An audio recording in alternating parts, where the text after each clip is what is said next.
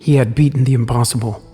The disease ravaged his body for months, shrinking muscle, hollowing his cheeks, stealing breath like the thief in the dark. But he made it. Recovery was slow, learning to walk again, to speak clearly, to remember his name without a mirror. But he did it. Year by year, he rebuilt a life. A quiet one, a modest apartment, morning coffee, long walks through the park, the kind of life that tasted sweeter because he knew what it was like to lose everything. Years passed. He laughed again. He dated. He started painting, even though he was terrible at it. He liked it anyway. Then came the night. He had dozed off on the couch, half-eaten takeout on the coffee table, the TV still humming. Rain tapped softly against the window. Nothing unusual, until boom, beep. He sat bolt upright, chest pounding, eyes darting. His TV flickered to life, the red end of Netflix blooming on the screen. "The hell?" he muttered, breathing hard. Remote beside him. He must have rolled over on it. He rubbed his eyes, got up, stumbled towards the kitchen for water. But something was wrong. The air felt thick, like he was walking underwater. The colors of the world around him were faded, flickering like damaged film.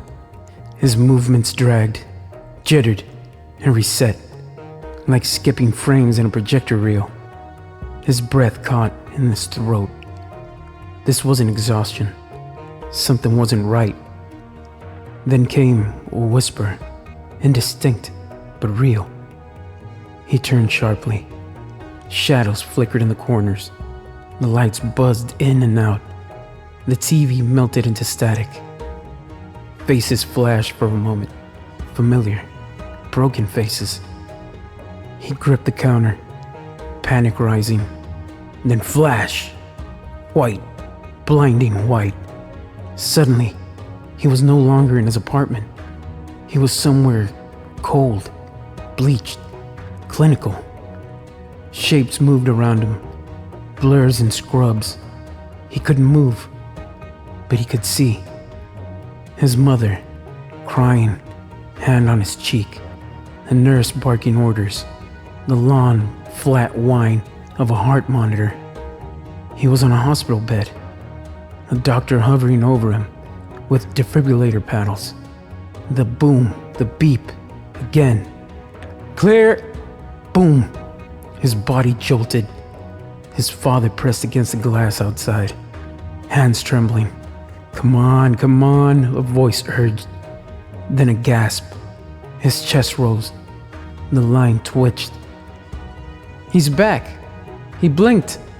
Another flash, and he realized he never left. All those years, he thought he was living, recovering, walking, breathing again. They weren't real. They were just a dream of a dying man.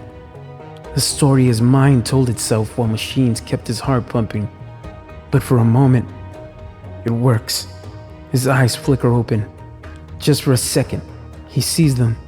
His family, the doctors, tears, relief, and hope. Then, darkness. A cold slide back into nothing. They try again and again, but he doesn't come back. Well, not really. Because the next thing he knows, he's sitting back on his couch. The movie's still paused. The room is quiet again. Everything's normal. And he just sits there, shaking, heart thudding. I just had the weirdest dream, he whispered to no one, like I died. He even laughs a little, but no one laughs back.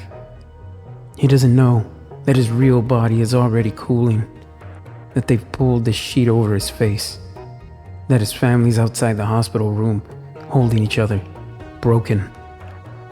Because in here, in this dream, he's still alive, still making coffee, still staring out the window at the world that no longer exists. And the worst part, he doesn't even know he's gone.